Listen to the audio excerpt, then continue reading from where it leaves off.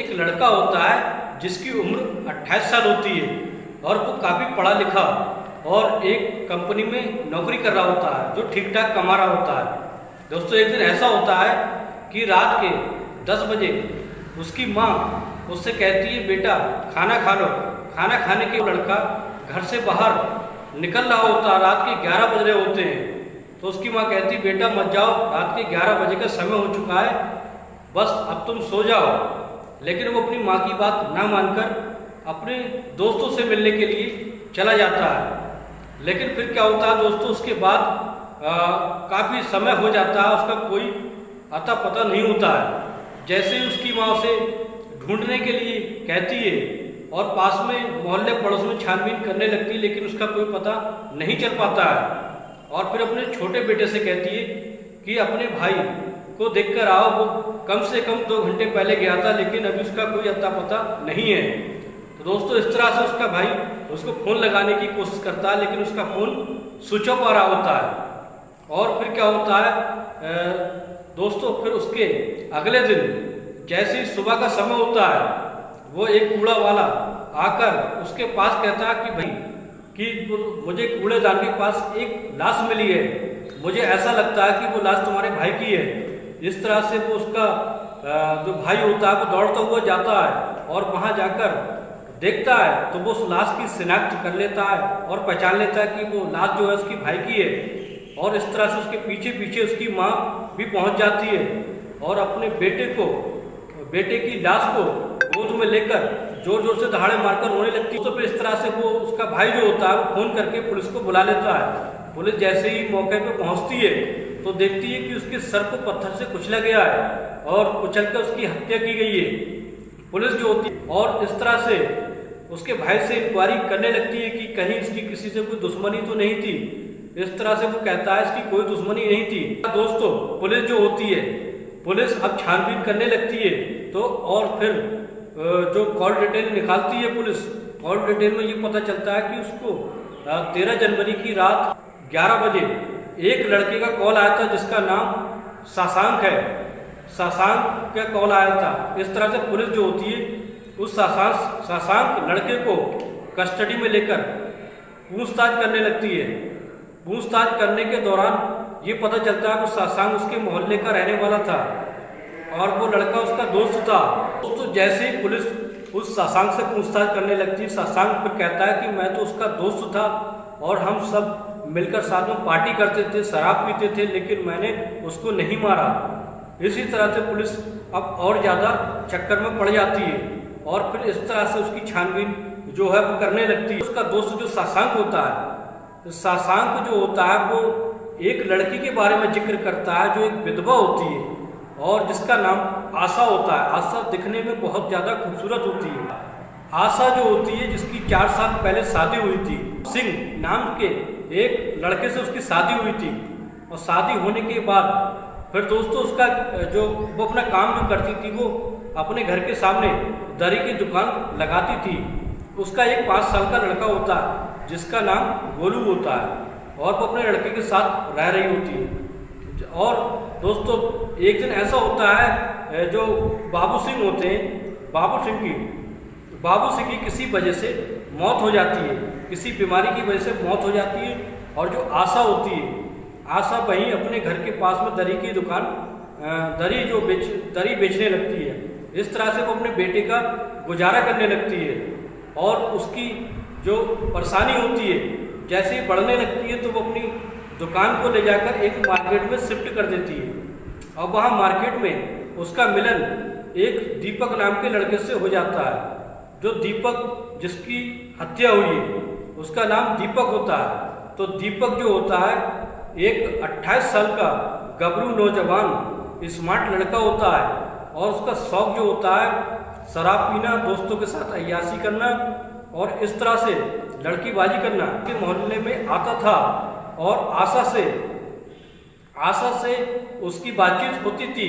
इस तरह से वो आशा जो थी उससे 6 साल बड़ी थी और इस तरह से उनमें देवर और भाभी का रिश्ता जो कायम हो जाता है।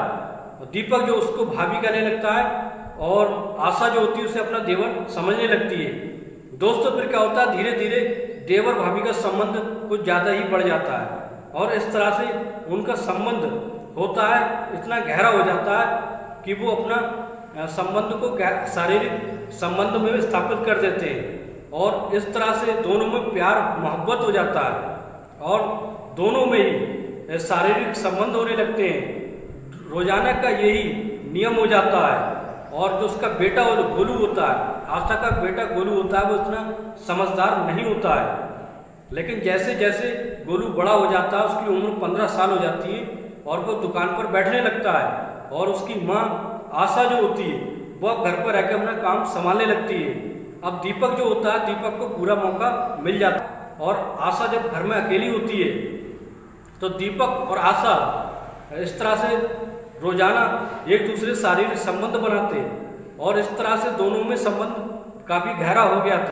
जो मार्केट में जो लड़का गोलू बैठता था, उसके दोस्त जो थे उनको ये बात पता थी कि उसकी माँ का चक्कर किसी के साथ चल रहा होता है। इस तरह से वो गोलू को चिढ़ाने लगते, लेकिन गोलू को उनकी बातों पर विश्वास नहीं था। इस तरह से वो एक दिन सोचता है कि क्यों ना जाकर मैं अपनी माँ को रंगे हाथ पकड़ूं। उसके मन में ये ख्याल आता है। एक दिन दोस्तों को अपनी दुकान बंद करके जैसे ही दोपहर में पहुंचता है तो क्या देखता है, दरवाजा बंद होता है, लेकिन खिड़की से झांक कर देखता है तो उसकी माँ और वो दीपक शारीरिक संबंध बना रहे होते हैं, बिल्कुल नग्न अवस्था में होते हैं। ये देखकर गोलू को बड़ा झटका लगता है, बड़ा हैरान हो जाता है गोलू। तो वहाँ से शर्म के मारे वहाँ से निकल जाता है और ये बात जाकर अपने मामा को यानी आशा के भाई को, जिसका नाम दयानंद होता है, दयानंद को ये बात बता देता है।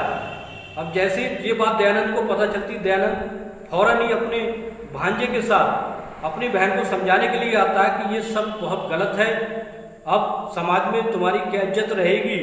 और जो गोलू है, गोलू की भी लोग बेइज्जत करेंगे, इसकी भी इज्जत का क्या होगा, इसके कैरियर का क्या होगा।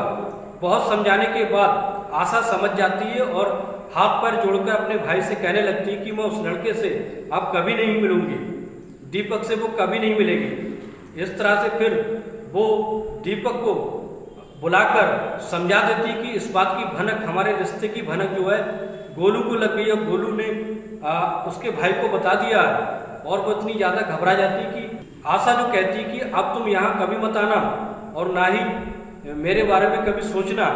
लेकिन जो दीपक होता है वो बिगड़ैल टाइप का लड़का होता है, शराबी टाइप का लड़का होता है। जैसे ही शराब पीकर आता है और उसके घर में घुस जाता है, गोलू जो होता है वो दुकान पर होता है और जैसे ही वो दुकान पर होता है, दीपक उसके घर जाकर उसकी मम्मी आशा से जबरदस्ती शारीरिक संबंध बनाता है, लेकिन बहुत कहने के बावजूद वो नहीं मानता है। लेकिन जैसे ही आशा उससे हाथ पैर जोड़ने लगती है तो वो ब्लैकमेल करने की धमकी देता है और कहता है इस बात की मैं पोल खोल दूंगा कि तुम्हारा मेरा शारीरिक संबंध है और मोहल्ले पड़ोस वालों को ये सब की जानकारी दूंगा, तुम्हारी इज्जत का क्या होगा। इस तरह से आशा जो होती है बहुत मजबूर हो जाती है और जैसा चल रहा होता है वैसे ही संबंध बनाते रहते हैं। लेकिन जबरदस्ती संबंध बनाने के बावजूद आशा इतनी दुखी हो जाती है, अपने भाई दयानंद के पास पहुंच जाती है और दयानंद से कहती कि भाई ये जो दीपक है ये किसी हाल में मानने को तैयार नहीं है, मेरे साथ जबरदस्ती करता है और इसका कुछ करना पड़ेगा। तो दयानंद को बहुत ज़्यादा क्रोध आता है। फिर दयानंद ऐसा प्लान बनाता है कि उसको रास्ते से हटाने का, यानी उसको जान से मारने का प्लान बना लेता है। इस तरह से दयानंद जो होता है वो उससे दोस्ती कर लेता है। उसके सबसे पहले उसके दोस्त होते हैं जो शशांक, जीतू और जैकी, उनसे दोस्ती करता है दयानंद। दोस्ती करने के बाद शराब पीने लगते हैं, पार्टी करने लगते हैं और इस तरह से फिर जो उनकी दोस्ती होती है दीपक से भी हो जाती है। दीपक से जब दोस्ती हो जाती है तो एक रात ऐसा होता है, 13 जनवरी की रात 10-11 बजे वो शशांक का मोबाइल लेकर फ़ोन कराता है कि दीपक आ जाओ, यहाँ पार्टी चल रही है, तुम भी आ जाओ। लेकिन दयानंद होता है जो पहले ही अपने भांजे अपनी बहन आशा के साथ एक ऐसा प्लान बना चुका होता है जिससे उसकी हत्या करना होती है। और जो उसका जहाँ जो खाली प्लॉट में जाकर वहाँ एक पार्टी कर रहे होते हैं, वो उसके सारे दोस्तों को बुला लेता है, शराब की पार्टी हो रही होती है, और वो अपने भांजे को और आशा को झाड़ियों में छिपा देता है। और इस तरह से वो शशांक से फ़ोन कराता है कि यहाँ आ जाओ, बहुत पार्टी चल रही है और तुम भी यहाँ आकर मौज मस्ती करो। और जैसे ही दीपक के पास फ़ोन पहुँचता है, दीपक उतावला हो जाता है कि दीपक इस काम में पहले से ही माहिर होता है, क्योंकि वो शराब में, जुए में पहले से ही माहिर होता है। और रात के 11 बजे वो अपने घर से निकल देता है, लेकिन दीपक की माँ उसकी मना करने के बावजूद भी वो वहाँ पहुँच जाता है। इस तरह से शराब पीने के बाद एक एक करके शराब पीने लगते हैं। शराब पीने के बाद किसी तरह से दयानंद बहला फुसलाकर उसे झाड़ियों में ले जाता है।